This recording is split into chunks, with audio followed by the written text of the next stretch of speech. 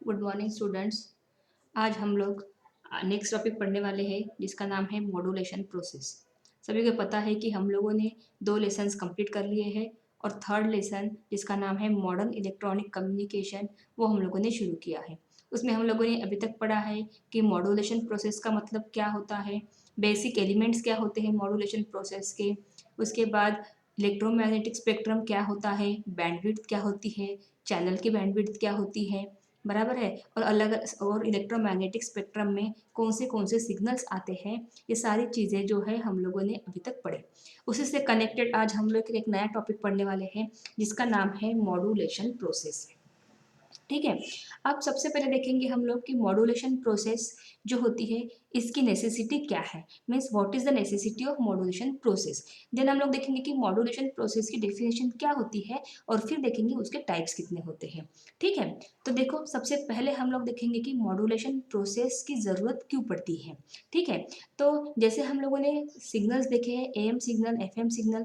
तो जो FM signal होते हैं, फ्रिक्वेंसी मॉड्यूलेटेड सिग्नल, ये सिग्नल अगर हम लॉन्ग डिस्टेंस तक जो है लॉन्ग डिस्टेंस तक ट्रांसमिट नहीं हो पाते हैं, जबकि वो इलेक्ट्रोमैग्नेटिक फॉर्म में होते हैं फिर भी।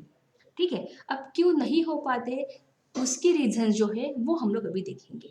समझ में आया क्या? मॉड्यूलेशन प्रोसेस जो होती है इसकी नेसेसिटी क्या होती है कि एफएम सिग्नल्स मतलब फ्रीक्वेंसी मॉड्यूलेटेड सिग्नल जो होते हैं वो लॉन्ग डिस्टेंस तक ट्रांसमिट नहीं हो पाते हैं, डायरेक्टली ट्रांसमिट नहीं हो पाते हैं, जबकि वो इलेक्ट्रोमैग्नेटिक फॉर्म में होते हैं। अब ये एफएम सिग्नल जो होते हैं क्यों ट्रांसमिट नहीं हो पाते, उसके 3 रीजंस होते हैं। पहला रीजन है पुअर ट्रांसमिशन, दूसरा रीजन है इंटरफेरेंस और तीसरा रीजन होता है एंटीना रिक्वायरमेंट। ठीक है। पहला जो है देखेंगे हम लोग पुअर ट्रांसमिशन। ठीक है। अब ये पुअर ट्रांसमिशन जो होता है, देखो इसका मतलब क्या होता है। तो जो ऑडियो सिग्नल्स होते हैं इनकी फ्रीक्वेंसी कम होती है और उसका साथ साथ एम्पलीट्यूड भी कम होता है। इसकी वजह से क्या होता है कि वो ये सिग्नल जो होते हैं थोड़े डिस्टेंस पे जाके डिसग्रेड हो जाते हैं, मतलब गायब हो जाते हैं, जिसको अटेन्यूएट होना भी बोलते हैं। ये पहला रीज़न है जिसको बोलते हैं पुअर ट्रांसमिशन। देन दूसरा रीज़न होता है इंटरफेरेंस। इंटरफेरेंस का मतलब होता है सिग्नल एक दूसरे के साथ मिक्स होना। ठीक है। अगर एक ही सिटी में एक से ज़्यादा अगर स्टेशंस है, ठीक है, और इंफॉर्मेशन जो होते हैं एक से ज़्यादा स्टेशंस है और एक से ज़्यादा सिग्नल्स अगर ट्रैवल कर रहे हैं तो वो सिग्नल जो है आपस में मिक्स होने के चांसेस ज़्यादा रहते हैं। और अगर वो एक दूसरे में ऐसे इंटरफेयर हो गए, एक दूसरे में मिक्स हो गए, तो डिज़ायर स्टेशन तक जो है पर्टिकुलर सिग्नल नहीं पहुंच पाता है। ठीक है। वो कहीं ना कहीं जाके मिक्स हो जाता है। ये दूसरा रीज़न हो गया। तीसरा रीज़न जो है वो एंटीना रिक्वायरमेंट। सभी को पता है कि सिग्नल्स को सेंड करने के लिए, सिग्नल सेंड होने के लिए बहुत बार एंटीना की ज़रूरत पड़ती है। अब ये जो एंटीना होता है ये एंटीना कैसे भी नहीं लिया जाता या कितने भी हाइट का नहीं लिया जाता है, उसका कैलकुलेशन रहता है। ठीक है। अब उसका कैलकुलेशन क्या रहता है कि हाइट जो होती है एंटीना की, ये एंटीना की हाइट जो सिग्नल हम लोग ट्रांसमिट कर रहे हैं उसके 1/4 या 1/2 लेंथ का होना चाहिए। समझ में आएगा कि size of the antenna should be 1/4 और 1/2 of the length of the wave which is transmitted.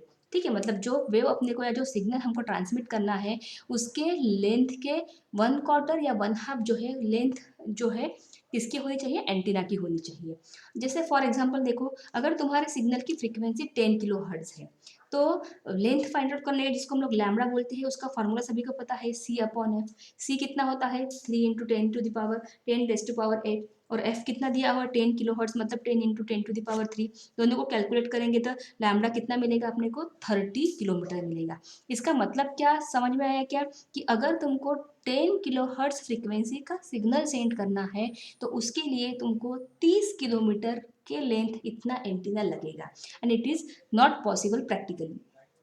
30 kilometre, sorry lambda 30 kilometre आया है। अब हाइट ऑफ एंटीना जो होता है हमने यहाँ पे क्या बोला है 1/4 और 1/2, तो 1/2 इसका क्या होगा डिवाइड बाई 2 करेंगे तो कितना मिला 15 किलोमीटर मिला। मतलब 10 किलो हर्ट्ज फ्रीक्वेंसी का सिग्नल जो होता है उसको सेंड करने के लिए हमको एंटीना अगर लगाना है तो कितना लगेगा 15 किलोमीटर, इतना हाइट का एंटीना लगेगा। ये प्रैक्टिकली पॉसिबल नहीं होता है, बराबर है। तो ये हो गया तीसरा रीज़न। समझ में आया। अब जो है ये तीनों रीजंस को ओवरकम करने के लिए, मतलब पुअर ट्रांसमिशन हो गया, मतलब डिसग्रेड होता है सिग्नल, इंटरफेयर नहीं होना चाहिए, या एंटीना जो होता है वो इम्प्रैक्टिकल जो जिसकी लेंथ आती है, तो ये तीनों जो रीज़न है उसको ओवरकम करने के लिए अपने को सिग्नल्स पे मॉड्यूलेशन प्रोसेस करने की ज़रूरत होती है, बराबर है। फिर मॉड्यूलेशन प्रोसेस का मतलब क्या होता है? तो मॉड्यूलेशन प्रोसेस मतलब क्या होता है कि ऐसी प्रोसेस जिसमें एक, सबसे पहले तो मैं डेफिनेशन बताने के पहले मॉड्यूलेशन प्रोसेस क्या होती है वो बताऊंगी, ठीक है। तो ये तीन रीजन हमने देखा अभी कि तीन रीजन को ओवरकम करने के लिए हम लोग क्या करते हैं, मॉड्यूलेशन प्रोसेस करते हैं।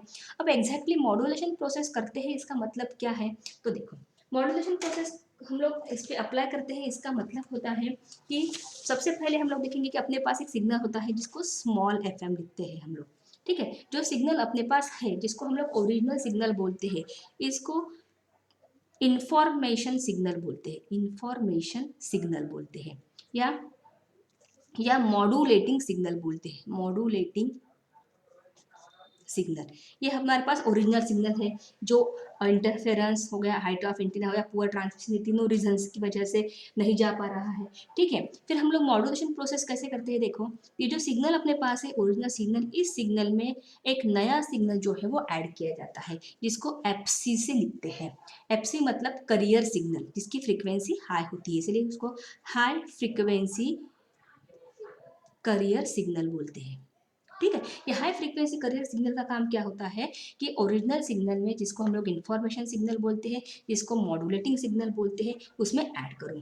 फिर ये दोनों ऐड करने के बाद एक नया सिग्नल बनता है जिसको हम लोग कैपिटल एफ एम से लिखते हैं, इसको बोलते हैं मॉड्यूलेटेड सिग्नल, मॉड्यूलेटेड सिग्नल बोलते हैं। ये हो गया नया सिग्नल, ठीक है। अब ये जो पूरी प्रोसेस है, ये जो पूरी प्रोसेस हम लोगों ने की हुई है एफएम में ओरिजिनल सिग्नल में high frequency career signal add करके एक नया सिग्नल बनाया गया है, अभी जाके वो ट्रांसमिशन के लिए रेडी होता है। ये इस पूरे सिग्नल को बोलते हैं मॉड्यूलेशन प्रोसेस। समझ में आया क्या? इस पूरे सिग्नल को क्या बोलते हैं, मॉड्यूलेशन प्रोसेस। अभी मॉड्यूलेशन प्रोसेस को अगर आपको डिफाइन करना रहा, तो ये ओरिजिनल सिग्नल जो होता है इसमें हम लोग क्या क्या ऐड कर सकते हैं, समझ में है ना। तो तीन चीज़ें जो है वो हम लोग इसमें ऐड करके चेंज कर सकते हैं। पहली होती है एम्पलीट्यूड, हम लोग इसका एम्पलीट्यूड चेंज कर सकते हैं, उसके बाद फेज चेंज कर सकते हैं और फ्रीक्वेंसी चेंज कर सकते हैं। ये तीन कैरेक्टरिस्टिक जो होती है सिग्नल की, कि एम्पलीट्यूड, फेज और फ्रीक्वेंसी, ये करियर सिग्नल जो होता है, जो हम लोग जिस सिग्नल को ऐड करते हैं, इस सिग्नल की ये तीन कैरेक्टरिस्टिक जो होती है, एम्पलीट्यूड हो गया, फेज हो गया या फ्रीक्वेंसी हो गई, ये तीनों चेंज होती है। चेंज करके हम लोग ऐड करते हैं, इसके according, according to the information signal, कि इंफॉर्मेशन सिग्नल को क्या चाहिए उसके अकॉर्डिंग फ्रीक्वेंसी करियर सिग्नल के ये तीन कैरेक्टरिस्टिक जो है वो चेंज होती है, उसको बोलते हैं मॉड्यूलेशन प्रोसेस। समझ में आया? तो मॉड्यूलेशन प्रोसेस की डेफिनेशन देखो हम लोग क्या लिखेंगे कि the process in which some characteristic of carrier signal, some characteristic means कौन सी, such as amplitude, frequency और phase can be changed in accordance with amplitude of modulating signal is called as modulation। समझ में आया क्या कि process, ऐसी process जिसमें करियर सिग्नल की कुछ कैरेक्टरिस्टिक जैसे फ्रीक्वेंसी, फेज और एम्पलीट्यूड हो गया, ये चेंज होता है according to the modulating signal, मतलब क्या, उसका एम्पलीट्यूड जिसको बोलते हैं हम लोग, एम्पलीट्यूड ऑफ मॉड्यूलेटिंग सिग्नल, इस प्रोसेस को क्या बोलते हैं, मॉड्यूलेशन प्रोसेस बोलते हैं, ठीक है। ये उसकी डेफिनेशन होगी। इसके बाद हम लोग देखेंगे कि टाइप्स क्या होते हैं, ठीक है। अब देखो एक साथ तो हम लोग कोई सिग्नल की तीनों कैरेक्टरिस्टिक चेंज नहीं कर सकते, समझ में आया क्या। फ्रीक्वेंसी का करियर सिग्नल जो होता है उसका एट अ टाइम एक तो हम लोग एम्पलीट्यूड चेंज करेंगे या फेज चेंज करेंगे या फ्रीक्वेंसी चेंज करेंगे, तीनों एक साथ चेंज नहीं होते हैं। और अगर एक कैरेक्टरिस्टिक अगर हम लोग चेंज करते हैं तो at that time other two characteristic जो है वो क्या रहेंगी, कांस्टेंट रहेंगी। जैसे एम्पलीट्यूड अगर तुम लोग चेंज कर रहे हो तो फ्रीक्वेंसी और फेज कांस्टेंट रहेगा, फेज अगर चेंज कर रहे हो तो एम्पलीट्यूड और फ्रीक्वेंसी कांस्टेंट रहेंगी, और फ्रीक्वेंसी अगर चेंज कर रहे हो तो एम्पलीट्यूड और फेज क्या रहेगा, कांस्टेंट रहेगा। इसके बेसिस पे, मतलब क्या क्वांटिटी तुम लोग चेंज कर रहे हो, इसके बेसिस पे मॉड्यूलेशन प्रोसेस के तीन टाइप होते हैं। एक होता है एम्पलीट्यूड मॉड्यूलेशन, दूसरा होता है फ्रीक्वेंसी मॉड्यूलेशन और तीसरा होता है फेज मॉड्यूलेशन, है ना। ऐसे तीन होते हैं टाइप्स मॉड्यूलेशन प्रोसेस के, फ्रीक्वेंसी मॉड्यूलेशन, फेज मॉड्यूलेशन और टाइप पहला होता है एम एम्पलीट्यूड मॉड्यूलेशन, दूसरा होता है एफएम फ्रीक्वेंसी मॉड्यूलेशन, और तीसरा होता है पीएम मतलब फेज मॉड्यूलेशन। ऐसे मॉड्यूलेशन प्रोसेस के 3 टाइप होते हैं। ठीक है, तो ये हो गई मॉड्यूलेशन प्रोसेस। एग्जाम के लिए ये जो टॉपिक है बहुत इंपॉर्टेंट है।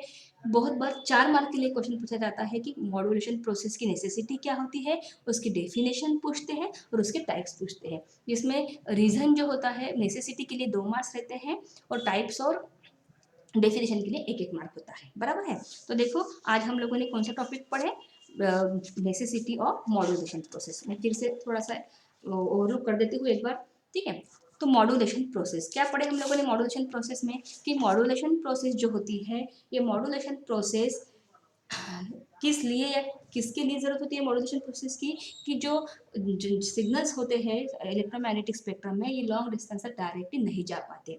क्यों नहीं जा पाते हैं, तो उसके लिए हम लोगों ने 3 रीज़न देखे। कि पहला होता है पुअर ट्रांसमिशन, मतलब अगर जो होते हैं ऑडियो सिग्नल जो होते हैं उनकी फ्रीक्वेंसी कम हो जाती है, और एक कम फ्रीक्वेंसी के सिग्नल जो होते हैं उनका एम्पलीट्यूड भी कम हो जाता है, तो वो डिजायर स्टेशन तक न जाते हुए कहीं पे भी क्या हो जाते हैं, डिसग्रेड हो जाते हैं, अटेन्यूएट हो जाते हैं। दूसरा होता है इंटरफेरेंस की, अगर सिटी में 2 से 3 या ज़्यादा अगर स्टेशंस है तो एक साथ उतने सिग्नल्स निकलेंगे, तो वो सिग्नल जो होते हैं एक साथ जब ट्रैवल करते हैं तो एक दूसरे में मिक्स होने के चांसेस रहते हैं, जिसको इंटरफेरेंस बोलते हैं। उसकी वजह से पर्टिकुलर जो है सिग्नल डिजायर स्टेशन तक नहीं जा पाता। दूसरा होता है कि हाइट ऑफ एंटीना, कि एंटीना की हाइट कैसे डिसाइड होती है, कि तुम्हारे सिग्नल की फ्रीक्वेंसी कितनी होती है, तुम्हारे लेंथ कितनी होती है तुम्हारे सिग्नल की लेंथ जितनी होती है उसके 1/2 या 1/4 लेंथ की इतना देखो एंटीना चाहिए रहता है। फॉर एग्जांपल हमने लिया कि अगर तुम्हारे सिग्नल की फ्रीक्वेंसी 10 किलो हर्ट्ज है तो क्या होता है, लैम्बडा फाइंड आउट करेंगे तो 30 किलोमीटर आया। हाफ चाहिए तो उसको डिवाइड बाय 2 करके कितना मिला अपने को, 15 किलोमीटर मिला। ये प्रैक्टिकली पॉसिबल नहीं है। तो ये 3 चीज़ों को ओवरकम करने के लिए मॉड्यूलेशन प्रोसेस जो होती है वो की जाती है। फिर हम लोगों ने देखा कि मॉड्यूलेशन प्रोसेस कैसे करते हैं, तो अपने पास जो ओरिजिनल सिग्नल है उसमें high frequency career signal add करते हैं, दोनों का ऐड करके जो नया सिग्नल बनता है उसको मॉड्यूलेटेड सिग्नल बोलते हैं, बराबर है। और ऐसे में ये होती है करियर सिग्नल, इसके 3 पार्ट जो है कैरेक्टरिस्टिक हम लोग चेंज कर सकते हैं, फ्रीक्वेंसी, फेज और एम्पलीट्यूड। उसके अकॉर्डिंग उसके 3 टाइप होते हैं। अगर तो फ्रीक्वेंसी चेंज कर रहे हो तो फ्रीक्वेंसी मॉड्यूलेशन, फेज चेंज कर रहे होंगे तो फेज मॉड्यूलेशन, एम्पलीट्यूड चेंज कर रहे होंगे तो एम्पलीट्यूड मॉड्यूलेशन। ठीक है, तो ऐसे करके आज हम लोगों ने मॉड्यूलेशन प्रोसेस का टॉपिक जो है वो कंप्लीट कर लिया। नेक्स्ट क्लास में हम लोग 1 बाय 1 उसके टॉपिक्स देखेंगे। ठीक है।